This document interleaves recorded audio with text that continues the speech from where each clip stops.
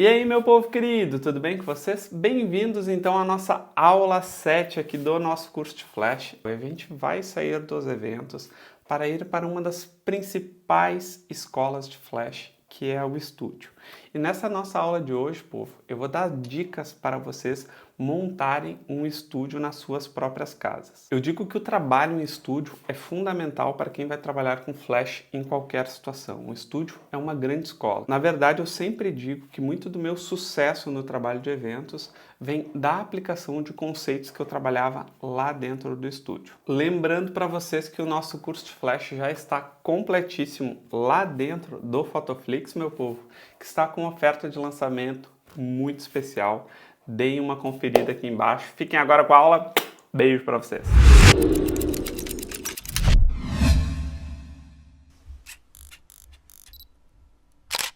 Para a gente poder, o meu grande objetivo aqui, ele é duplo, tá? É mostrar para vocês, e por isso a gente conversou bastante sobre a parte de eventos, de ensaios e tudo mais. E agora a gente vai falar um pouquinho sobre a iluminação também em eventos, ensaios. E também para quem quiser montar um pequeno estúdio na sua casa. Quero ter um espacinho lá na minha casa para fazer isso e tudo mais. Pessoal, montar um estúdio não é uma coisa que custa muito caro, tá? Na verdade, se pode fazer isso de uma forma bem barata e extremamente eficiente. Qual a diferença entre fazer um estúdio mais caro, ter produtos mais caros, do que fazer um estúdio baratinho? É que, na verdade, é dupla. Primeiro, questões estéticas. O mais bonitinho, ali o mais caro normalmente, esteticamente é mais bonito. E a segunda questão é facilidade no uso.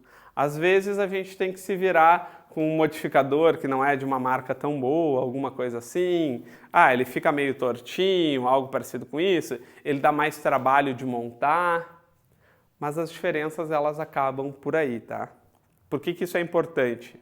Porque em termos de qualidade de foto, não haverá diferença em termos de investimento na questão do estúdio. O que vai determinar, vai ser fator determinante na questão ali da escolha dos equipamentos para o estúdio? Basicamente, o modificador que vocês forem escolher, o tamanho dessa fonte de luz, se vocês vão trabalhar com softbox ou com sombrinha, questão do controle da luz, isso vai ser bem importante. Quanto mais controle da luz a gente tiver, mais direcional pode ser esses efeitos que faremos. E, basicamente, esses modificadores, eles trabalham com a questão de dar mais controle ou menos controle sobre a luz, ou trabalhar com mais contraste ou menos contraste de luz. Basicamente são essas as grandes diferenças que a gente tem entre os modificadores. Isso significa também, uma dúvida que eu recebo muito das pessoas, softbox ou sombrinha? Praticamente a mesma coisa. É praticamente a mesma coisa em termos de efeito de luz, de foto. O que vai diferenciar é que o softbox ele me dá muito mais controle de luz. Onde eu precisaria de controle? Vamos pensar comigo. Olhem só. Vocês montaram no quarto da casa de vocês um estúdio. Então é um estúdio 4x4, 3x4, lá um quartinho com 12 metros quadrados. Tem que ter muito controle de luz. A luz tem que estar muito bem controlada num espaço tão pequeno, porque a luz é como uma sinuca. Ela vai batendo e daí tu explode o flash, isso vira uma caixa de luz, tu não sabe mais de onde está vindo essa luz. Quanto maior o espaço que vocês tiverem para fotografar, menos necessidade de controle vocês têm. Por exemplo, vou fazer um ensaio em externa. Pouca diferença vai fazer se eu fotografar com um softbox, ou com uma sombrinha, ou com um octabox. Pouquíssima diferença vai fazer, porque eu tô no meio da selva, eu estou num parque, eu estou ao ar livre. O meu controle de luz, ele é mais direcional do que qualquer outra coisa. Você só tem que dirigir a luz. A única dificuldade vai ser dirigir essa luz. Por que o meu estúdio é cinza, pessoal? Eu acho que cinza é a cor perfeita para se ter num espaço, por duas razões. A gente consegue ter um relativo controle de luz com o estúdio cinza, porque o cinza ele tem o que a gente chama uma reflexividade média. Vocês já devem ter ouvido falar num cinza médio. Alguém aqui sabe o que é um cinza médio? Todo mundo ouve falar de um cinza médio, eu só sei que existe, é aquilo. Cinza médio eu só sei que existe, mas eu não tenho nem ideia do que seja o tal do cinza médio.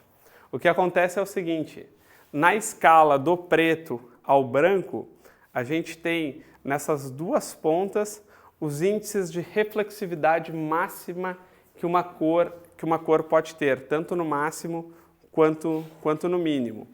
A luz vem aqui, ela bate no preto e ela gera um reflexo em toda e qualquer cor.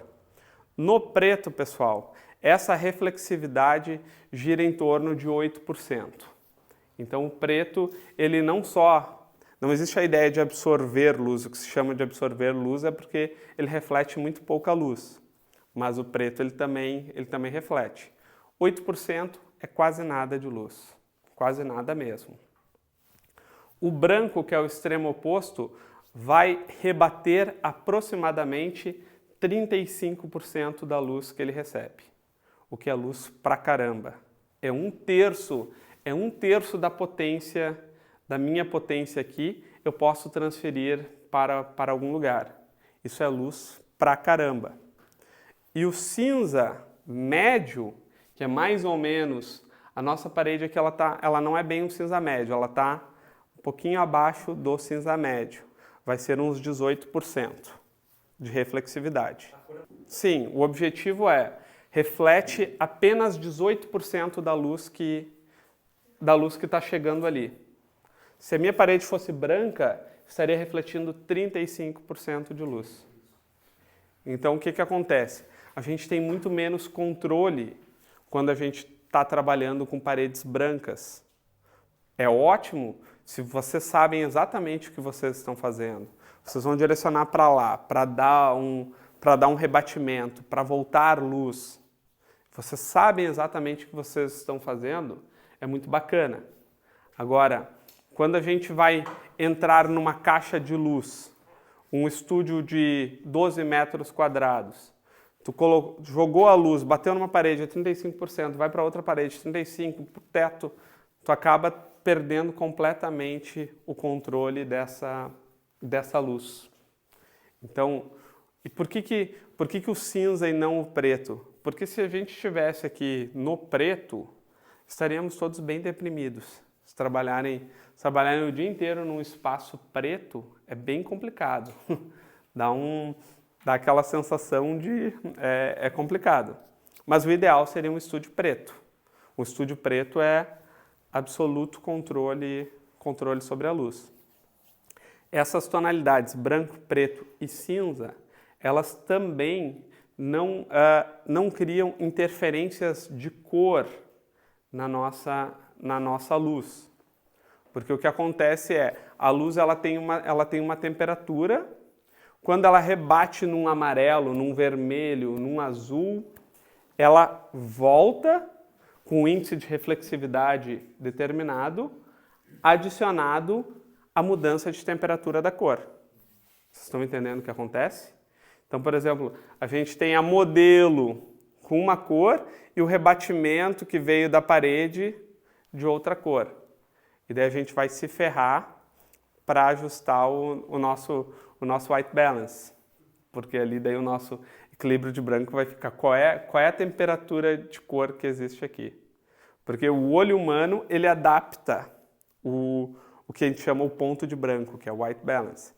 O olho humano, ele sabe, não interessa, se mudar aqui a temperatura de cor do ambiente, o olho adapta o ponto de branco. Vocês estão entendendo o que é o nome de equilíbrio de branco é o seguinte, eu estou enxergando aqui na manta na manta ali do Marcion, o branco, se mudar, e aqui a gente está com uma temperatura de cor de 5.000 kelvins. Se isso aqui, se a gente colocar só luz incandescente, o meu olho ele vai se adaptar e eu vou continuar enxergando branco. Agora, para a câmera, eu tenho que dizer para ela qual é a temperatura de cor para que ela enxergue branco. Porque se eu simplesmente mudar a temperatura de cor, onde é branco, a câmera ou está enxergando amarelo, por exemplo, ou ela pode estar enxergando mais azul. Vocês já devem ter tido esse problema de as fotos saírem amareladas, as fotos saírem azuladas. É justamente porque a câmera ela não enxerga o ponto de branco. A não ser agora com o nosso white balance automático, né, que é isso que ela faz. Ela cria esse efeito de saber se adaptar à temperatura de cor, mas nem sempre ela é 100% satisfatória. Se a gente está num ambiente que tem muita interferência de colorido, é uma festa infantil que tem muito verde, magenta, vermelho, essas coisas todas, o white balance pode ficar meio, o que está acontecendo aqui? Então, nem sempre a gente tem essa precisão absoluta.